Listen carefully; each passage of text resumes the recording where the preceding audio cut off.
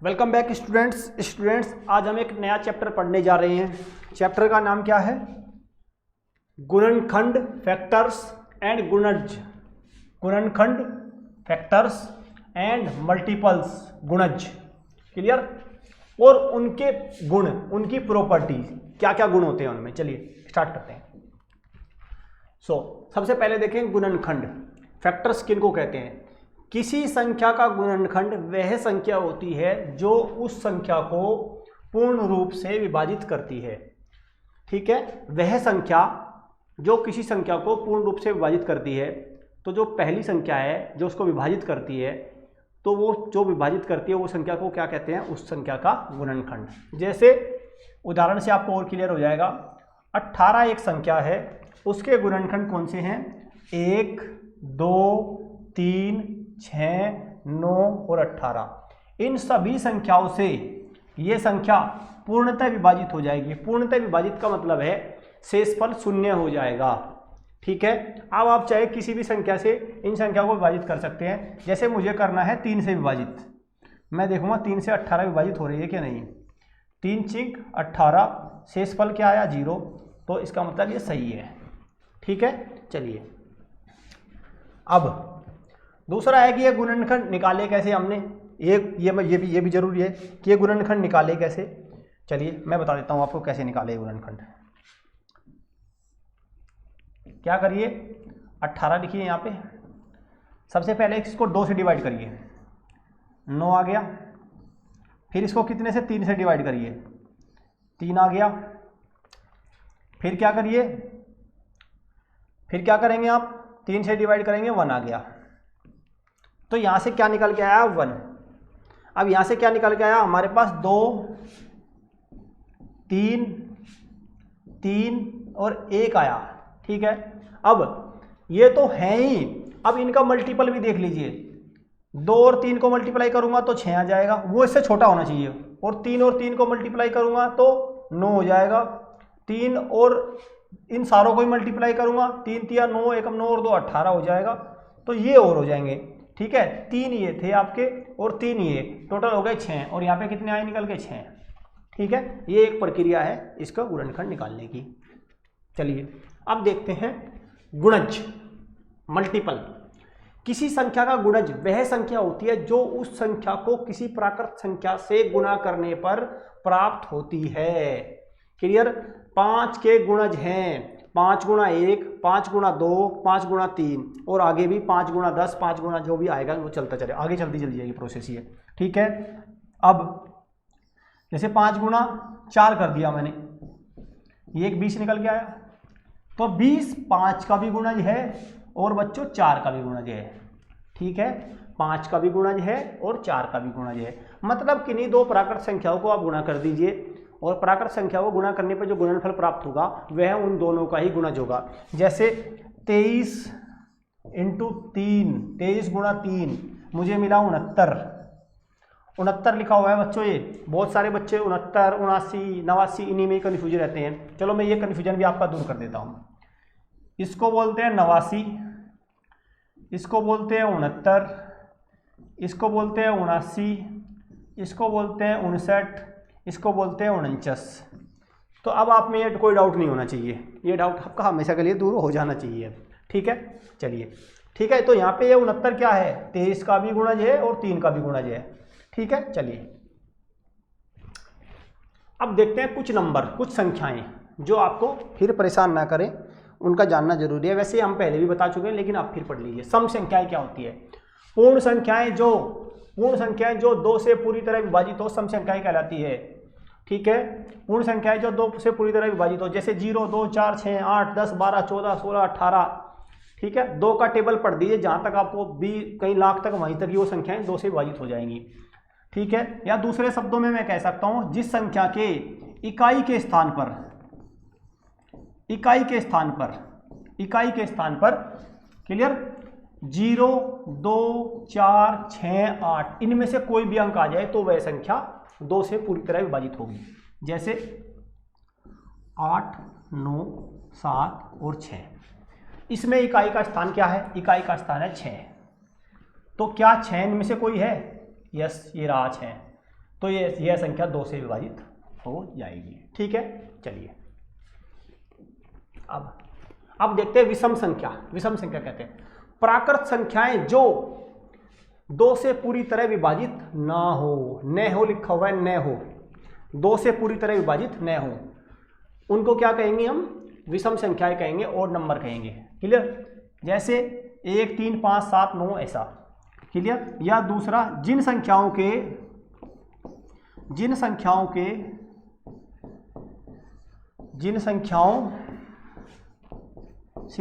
के इकाई के स्थान पर, क्या है? इकाई के स्थान पर, इकाई के स्थान पर ये वाले अंक, ये अंक हो, इनमें से कोई भी अंक हो। ठीक है, अंक हो। ठीक है, जिन संख्याओं के इकाई के स्थान पर इनमें से कोई भी अंक हो, 1, 3, 5, 7, 9 में से कोई भी अंक हो जाए, तो वो संख्या 2 से विभाजित नहीं होगी। उस संख्या को कहेंगे हम विषम संख्या। ठीक है, जैसे 3, 5, 7, 9। अब मुझे चेक करना है सम संख्या है कि विषम संख्या। ठीक है, अब मैं देखूंगा इकाई के स्थान पर 9 है, और 9 तो क्या है? ये है, तो इसका मतलब ये क्या है? विषम संख्या है। ठीक है, चलिए अब आता है अभाज्य संख्याएं। क्या है? अभाज्य संख्याएं। प्राकृत संख्या जिसके केवल दो भिन्न गुणनखंड हो, अर्थात 1 लिखा हुआ है, ये 1, क्या लिखा हुआ है? 1, यहाँ पे क्या लिखा हुआ? अर्थात 1, और वह संख्या स्वयं। कोई भी संख्या जिसके केवल 2 गुणनखंड हो, एक तो 1 और दूसरी वह संख्या स्वयं, उस संख्या को क्या कहेंगे हम? अभाज्य संख्या कहेंगे। एग्जाम्पल देख लीजिए, जैसे संख्या लिखी हुई है 17, और अगर मैं 17 के गुणनखंड करूं, एक तो 1 है, एक तो सबका गुणनखंड होता ही है, और वह संख्या स्वयं भी, इसके अलावा ये किसी से भी विभाजित नहीं होती है संख्या, तो मैं 17 को क्या कह सकता हूं? 17 एक अभाज्य संख्या है। ठीक है, कुछ ध्यान देने योग्य, याद रखने योग्य बातें हैं, आपको ये याद रखनी है बहुत ध्यान से। 2 सबसे छोटी अभाज्य संख्या है। ठीक है, 2 सबसे छोटी अभाज्य संख्या है। और जो बहुत सारा बच्चों का डाउट रहता है, 1 अभाज्य संख्या नहीं है। अब एग्जामिनर क्वेश्चन कैसे देता है, मैं ये भी दिखा देता हूँ आपको। वो इसमें कैसे आपको जाल में फंसाता है एग्जामिनर। वो क्या करेगा, आपको क्वेश्चन दे देगा, प्रथम दो अभाज्य और सम संख्याओं का योग लिखिए। प्रथम 2 अभाज्य और सम संख्याओं का योग लिखिए। तो जिन बच्चों को नहीं पता कि 1 अभाज्य है कि नहीं, वो पहले क्या करेगा बच्चा? 1 और फिर 3 करेगा, वो 3। ठीक है, तो यहाँ कितना निकल के आएगा? 4। और क्या है, फिर सम संख्याएं करेगा या विषम संख्या जो भी करेगा, फिर 2 और 4 सम संख्या को कर देता हूँ मैं 6, और दोनों का योग निकल के आया 10। लेकिन जिस बच्चे को पता होगा कि 1 नहीं है, तो वो क्या करेगा? 2 और 3 कितना आया? 5, और 6 यहाँ से निकल के आया, तो कितना आया? 11। ऑप्शन में दोनों रहेंगे, 10 भी रहेगा और 11 भी रहेगा। जिस बच्चे को नहीं पता वो तो 10 मार्क करके आ जाएगा, और उसको मिलेगा -1.25, ये अंक मिलेगा उसको। माइनस अंक तो उसको भी मिलेंगे, ध्यान रखना बच्चों, अंक दोनों को मिलेंगे, लेकिन एक बच्चे को मिलेंगे -1.25 अंक, और दूसरे बच्चे को मिलेगा +1, या प्लस आपका 1.25, क्योंकि 1.25 नंबर का होता है इसमें एक। ठीक है, और नवोदय विद्यालय एग्जाम में तो नेगेटिव मार्किंग नहीं होती, लेकिन बहुत सारे एग्जाम ऐसे भी होते हैं जिसमें नेगेटिव मार्किंग होती है, तो वहाँ पे आप देखेंगे। ठीक है, चलिए अब देखते हैं भाज्य संख्या, कंपोजिट नंबर।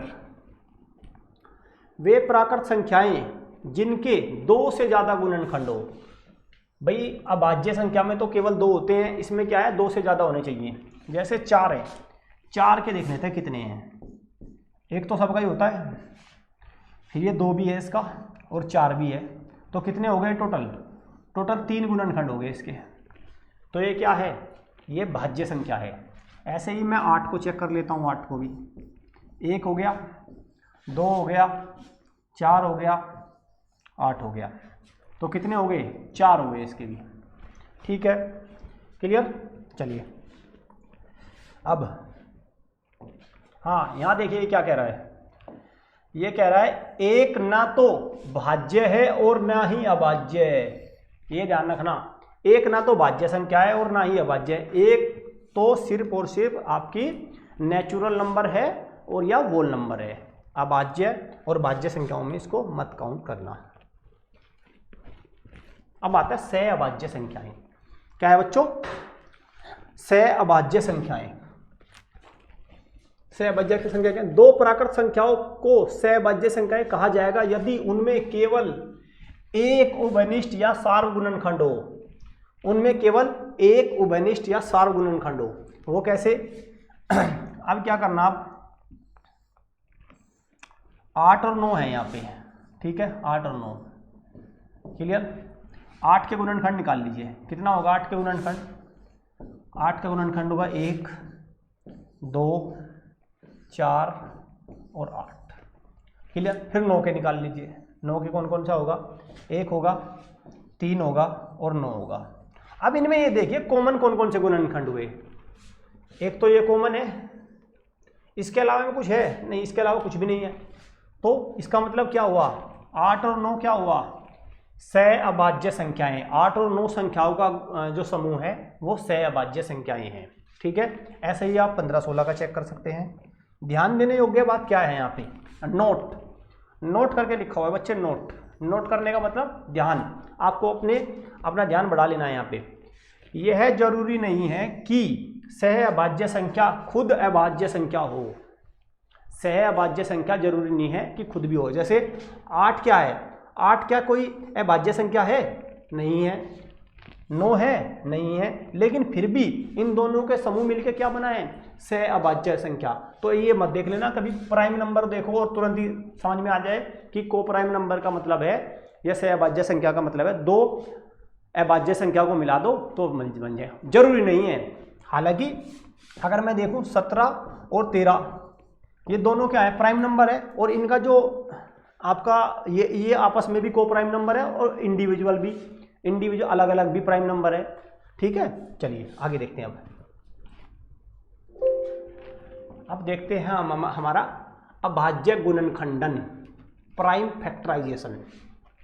प्राइम फैक्टराइजेशन क्या है? किसी संख्या को अभाज्य गुणनखंडों के गुणनफल के रूप में लिखना ही अभाज्य गुणनखंड कहलाता है। अभाज्य गुणनखंडन कहलाता है किसी संख्या को अभाज्य गुणनखंड के गुणनफल के रूप में लिखना। 24 के अभाज्य गुणनखंड है। 24 के अभाज्य गुणनखंड ये लिखे हुए हैं 2 गुणा 2 गुणा 2 गुणा 3, 24। मैं एक नंबर ले लूँ जैसे 36। अब मुझे 36 को लिखना है अभाज्य गुणनखंड के रूप में। कैसे लिखेंगे ये देख लीजिए आप।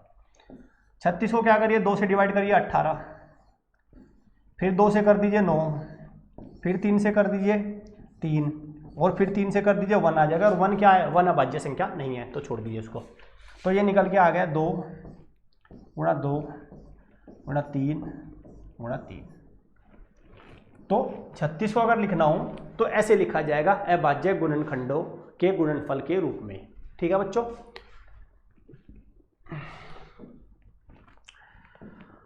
होप आपको ये चैप्टर समझ में आया होगा, ठीक है बच्चों। Thank you, God bless you all.